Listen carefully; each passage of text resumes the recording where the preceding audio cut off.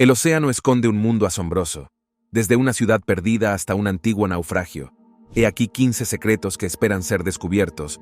Número 15. Templo submarino. Los templos jardín son bellas construcciones dedicadas a la devoción de seres superiores y están repartidos por todo el mundo.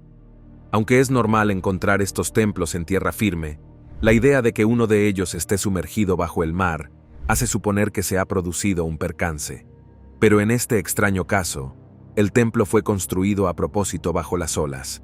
El jardín del templo submarino de Bali, Indonesia, contiene un complejo de templos hindúes balineses. Se construyó en 2005 y es obra del australiano Chris Brown, biólogo marino y cinematógrafo submarino conocido por su trabajo en la creación de arrecifes artificiales y esculturas submarinas. Lleva varios años viviendo en la bahía de Pamuturan, al oeste de Bali. Además de que el jardín submarino del templo es un bello espectáculo y un hogar para la vida marina local, el templo también atrae a buceadores curiosos que hacen aportaciones al proyecto de los jardineros de arrecifes. Como parte de su visita, esta donación se entrega a pescadores locales desempleados, a los que se forma en el mantenimiento del coral local. Esto significa que el jardín submarino del templo es un creador de empleo para las comunidades locales y sirve para concienciar sobre el tema esencial de la conservación marina, además de ser un lugar de belleza y tranquilidad y pintoresco Bali. Número 14. El monumento de Yonaguni. El monumento de Yonaguni, situado frente a la costa de la isla de Yonaguni en Japón, es una estructura submarina que ha suscitado intensos debates y especulaciones entre arqueólogos, geólogos e historiadores desde su descubrimiento por Kihachiro Arataki, cuando buceaba en 1986. Considerado por algunos una formación artificial, el monumento de Yonaguni consiste en enormes bloques de piedra dispuestos en una serie de terrazas, escalones y pilares en el lecho marino. La finalidad y el origen del monumento de Yonaguni siguen siendo objeto de debate y se han propuesto muchas ideas para explicar sus misteriosas características. Según algunos científicos, la estructura es un fenómeno geológico natural, esculpido durante miles de años por la actividad tectónica, el viento y la erosión del agua. Citan formaciones rocosas, sumergidas comparables de otras partes del mundo, como prueba de los orígenes naturales del monumento. Otros, en cambio, afirman que el monumento de Yonaguni muestra claramente evidencias de la habilidad humana, como sus precisas tallas y sus bordes rectos y ángulos perfectos.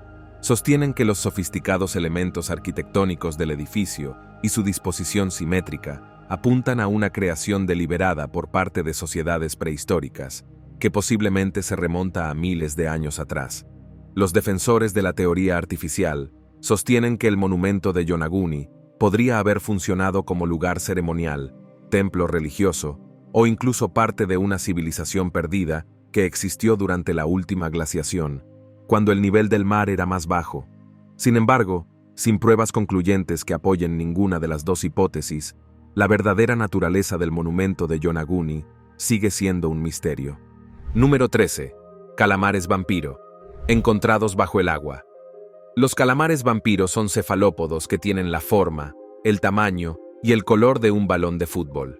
El nombre de vampiro se dio a estos pequeños calamares por su coloración oscura, rojo sangre, el color de sus ojos, que a veces es azul con distinta iluminación, y lo que parecían espinas en los tentáculos. Esto dio lugar a la falsa idea de que chupaba la sangre de sus víctimas, pero no bebe sangre, ni se cuelga cabeza abajo en una cueva. Acecha a 1000 metros bajo el nivel del mar. El calamar vampiro ni siquiera es un calamar, ni tampoco un pulpo. Es un tipo especial de animal que pertenece a un grupo único denominado vampiromorfida. Cuando el calamar vampiro da la vuelta a su capa para mostrar grandes púas en el interior, es solo para aparentar, ya que no es una criatura depredadora, y de hecho, es relativamente inofensivo, a menos que se trate de materia vegetal o animal que pase flotando cerca de él. El calamar vampiro no expulsa tinta cuando se siente amenazado, como es de suponer. Esto se debe a la oscuridad de su entorno, que lo hace inútil. En su lugar, expulsa una sustancia incolora que contiene material bioluminiscente que se agita en el entorno oscuro de la zona mesopelágica, asustando a su enemigo. El calamar vampiro también produce luz en los extremos de sus brazos como medio de defensa, pero también potencialmente como una forma de comunicarse en su entorno negro como el carbón. El calamar vampiro también podría volverse del revés para evitar a sus depredadores, y aunque la mayoría de los cefalópodos no pueden sobrevivir por debajo del 50% de saturación de oxígeno, el calamar vampiro ha encontrado la forma de adaptarse a estas condiciones. Esperan ser descubiertos. Número 12. Crucifijo de 3 metros. Sumergido bajo 6 metros de agua y hielo en el fondo de la bahía Little Traverse del lago Michigan, una cruz de mármol blanco de 11 pies con una estatua a tamaño natural de Jesucristo crucificado es visible para los curiosos que se aventuran en la bahía helada en invierno. El crucifijo se fabricó en Italia en 1956 a petición de una familia de luto por la trágica pérdida de su hijo de 15 años en un extraño accidente con una pistola. Con un peso de casi 1 tonelada, llegó a la iglesia local después de su largo viaje con daños antiestéticos, incluido un brazo roto, y fue considerado inadecuado para honrar a su difunto hijo. En su lugar, el crucifijo fue vendido en 1962 a un submarinista local del Superior Marines Divers Club, que lo sumergió a 15 metros de profundidad en medio de la pequeña bahía de Traverse como homenaje a un muelle ahogado. Más de 20 años después, el crucifijo fue trasladado tierra adentro hasta su ubicación actual en la bahía, a unos 240 metros de la costa. En 1986, el presidente del Club de Buceo de la bahía de Little Traverse decidió inaugurar una visita invernal anual a la estatua sumergida, durante la cual los buceadores conservan la estatua y colocan luces subacuáticas a su alrededor para mejorar la visibilidad. La mayor visualización tuvo lugar en 2015, cuando más de 2.000 personas se congregaron en el hielo. No fue hasta marzo de 2019, cuando las condiciones fueron lo suficientemente agradables como para albergar otra visita.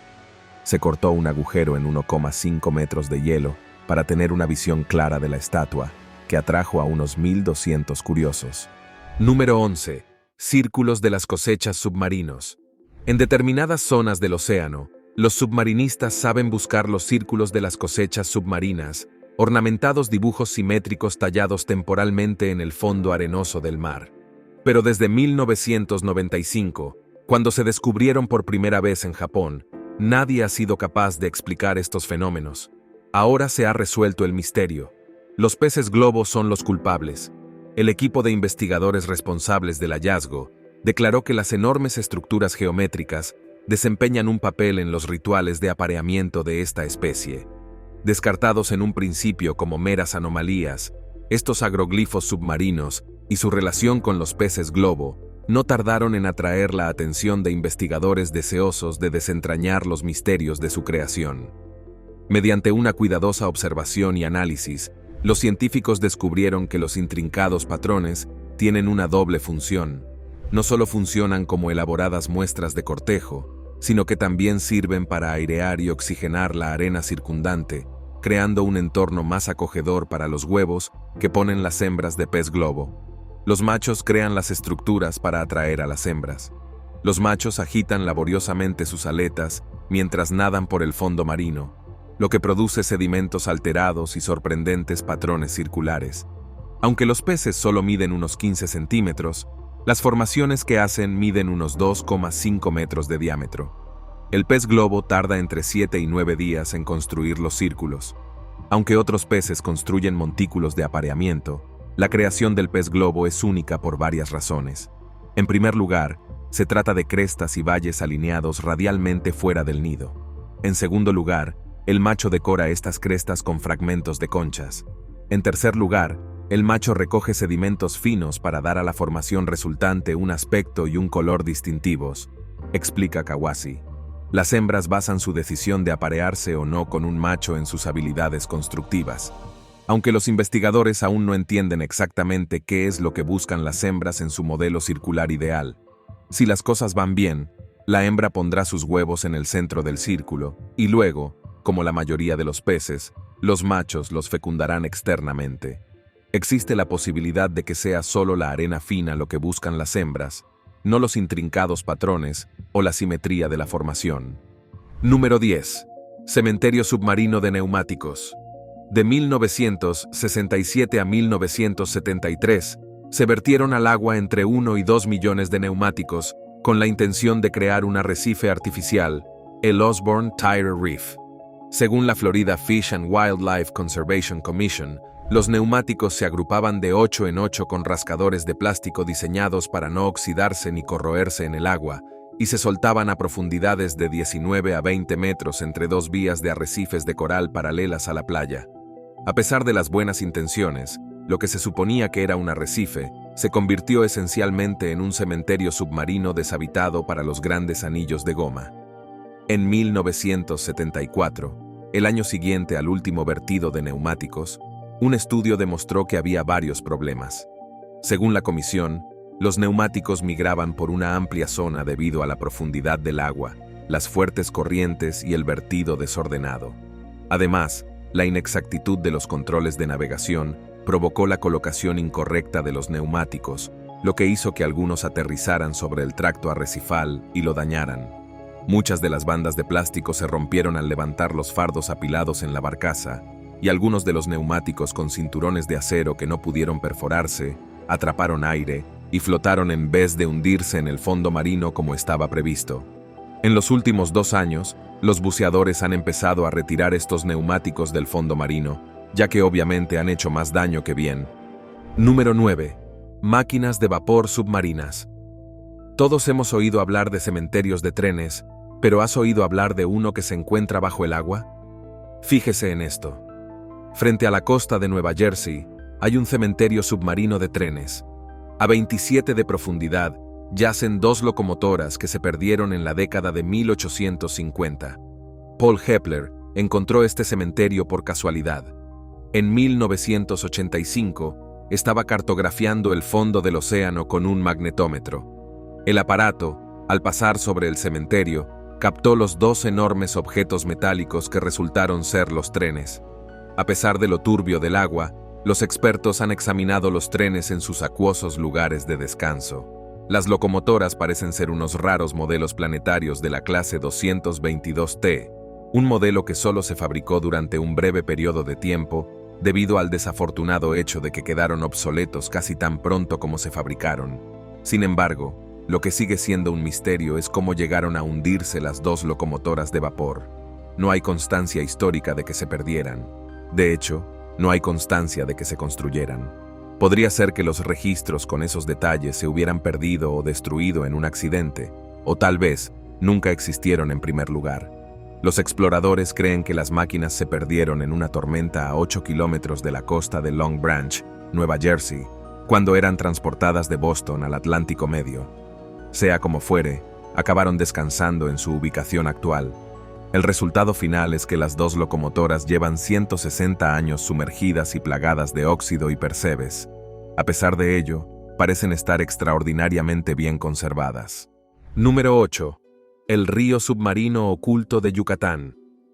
El océano es un lugar inmenso, tan inmenso que es básicamente otro planeta comparado con la vida en la superficie, mientras tu mente divaga hacia criaturas de aspecto extraño y tesoros del pasado. Al imaginar lo que podría haber en el fondo, probablemente no le venga a la mente un río submarino. Se podría suponer que es imposible. El cenote Angelita de la península de Yucatán alberga tesoros increíbles, desde artefactos mayas hasta antiguos sacrificios humanos, además de un río submarino. Los primeros 29 metros del cenote Angelita contienen agua dulce, mientras que el río submarino se compone de agua y sulfuro de hidrógeno, mucho más pesado. El punto de encuentro de estas 2 densidades da lugar a una niebla seca y helada, llamada haloclina, que parece sacada de una película de terror. Con las aguas que hay debajo envueltas en niebla, este río submarino se mantiene separado del resto del océano, de forma similar a como el agua y el aceite permanecen separados cuando los colocas en el mismo vaso. Número 7. Cañón del pirata Barba Negra. Barba Negra, también conocido como Edward Teach, fue uno de los piratas más infames de la Edad de Oro de la piratería, a principios del siglo XVIII. Su temible reputación y su peculiar aspecto, adornado con mechas encendidas bajo el sombrero, infundían terror en el corazón de sus víctimas. Actuaba en aguas de las Indias Occidentales y en la costa oriental de las colonias americanas, saqueando barcos y asentamientos costeros. En noviembre de 1718, una expedición naval dirigida por el teniente Robert Maynard fue enviada para capturarlo o matarlo. Maynard y sus hombres se enfrentaron a la tripulación de Barbanegra en una feroz batalla frente a la costa de la isla de Ocracoke, en Carolina del Norte. A pesar de su valiente lucha, sufrió heridas mortales y su cabeza fue exhibida como trofeo, marcando el fin de su reinado de terror. Recientemente, los arqueólogos hicieron un importante descubrimiento relacionado con él: un cañón que se cree perteneció a su buque insignia, Queen Anne's Revenge, que encalló frente a la costa de Carolina del Norte en 1718, fue sacado de debajo del agua. Después de casi 3 siglos bajo el agua, el cañón ha quedado encapsulado en una coraza de arena, sal y criaturas acuáticas parecida al cemento. Los investigadores podrían tardar años en saber qué contiene exactamente.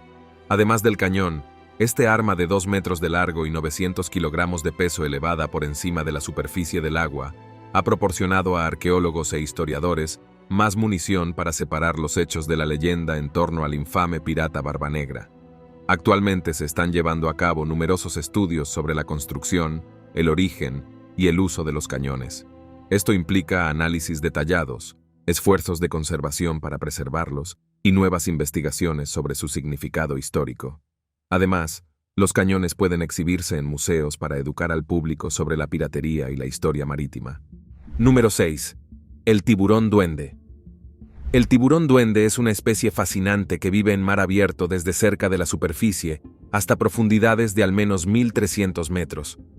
Como muchas especies afines a las profundidades marinas, los científicos creen que los tiburones duende solo se acercan a la superficie de noche y pasan la mayor parte de su vida en la oscuridad. La especie destaca por su aspecto intimidatorio y su capacidad para desencajar completamente las mandíbulas cuando se alimenta.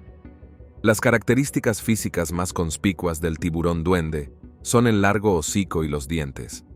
El rostrum está cubierto de órganos especiales que ayudan a estos tiburones a localizar a sus presas en la escasa luz del hábitat preferido de los osos, detectando el campo eléctrico creado por otros peces. Los dientes son largos y escamosos, y el tiburón duende es una de las pocas especies de tiburones cuyos dientes son visibles cuando la boca está completamente cerrada. En otras palabras, a los tiburones duende no les caben todos los dientes en la boca.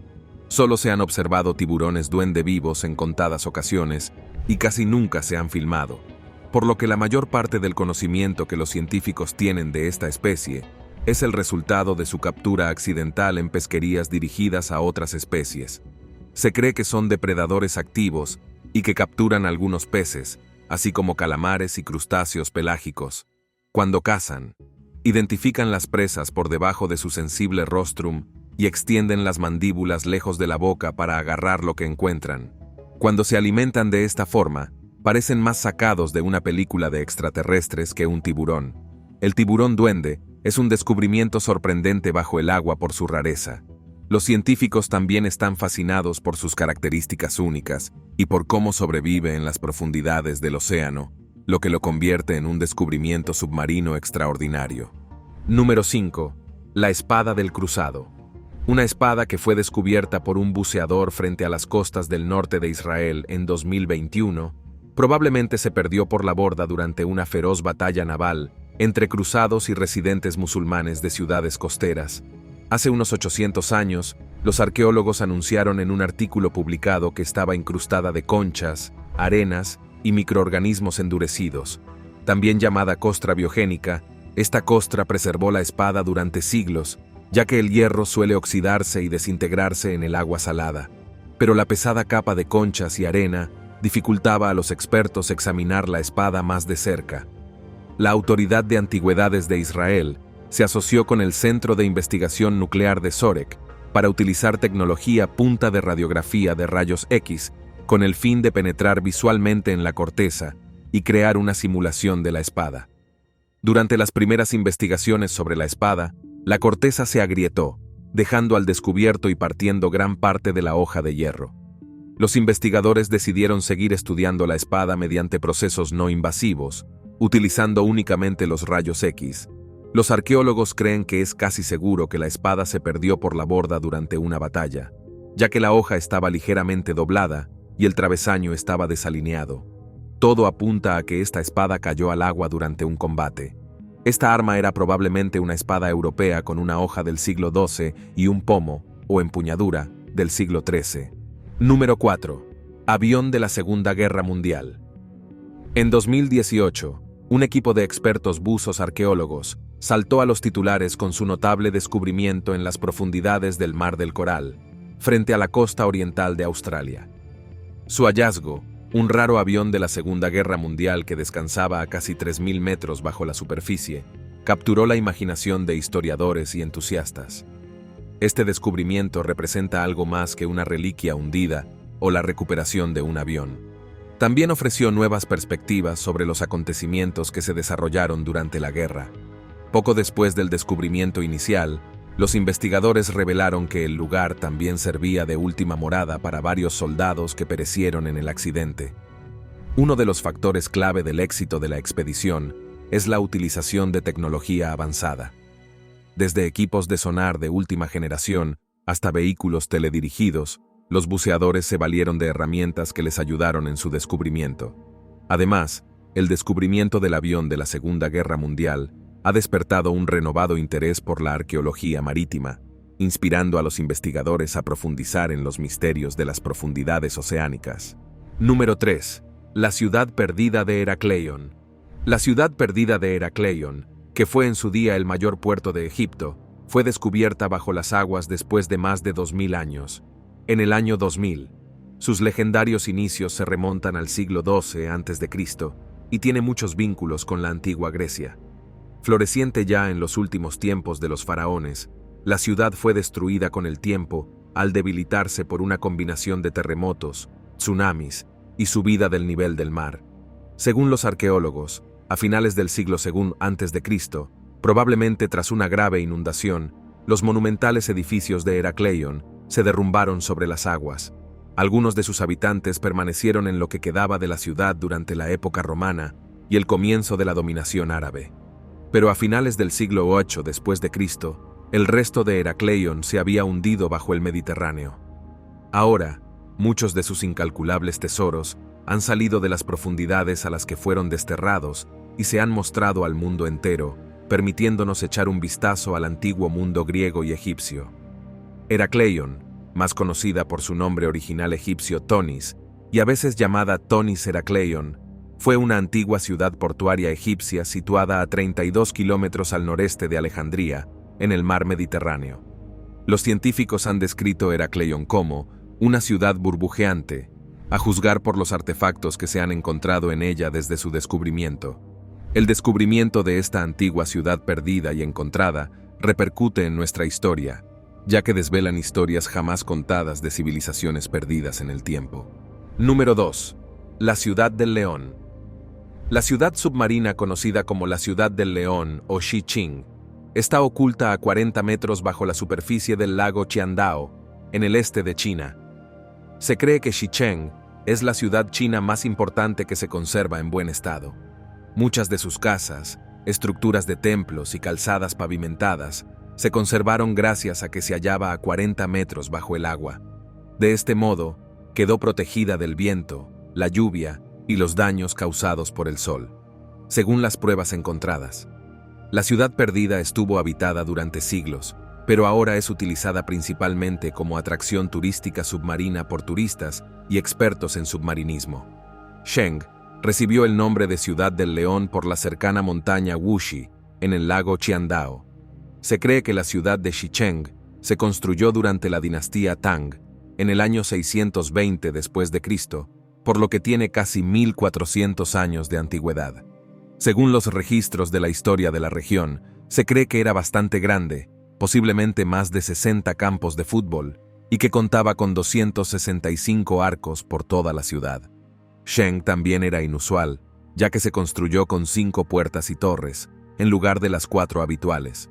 Se cree que la ciudad de Sheng se remonta a la dinastía Han Dong. El gobierno chino planeó una expedición para explorar los restos de la metrópolis perdida en 2001.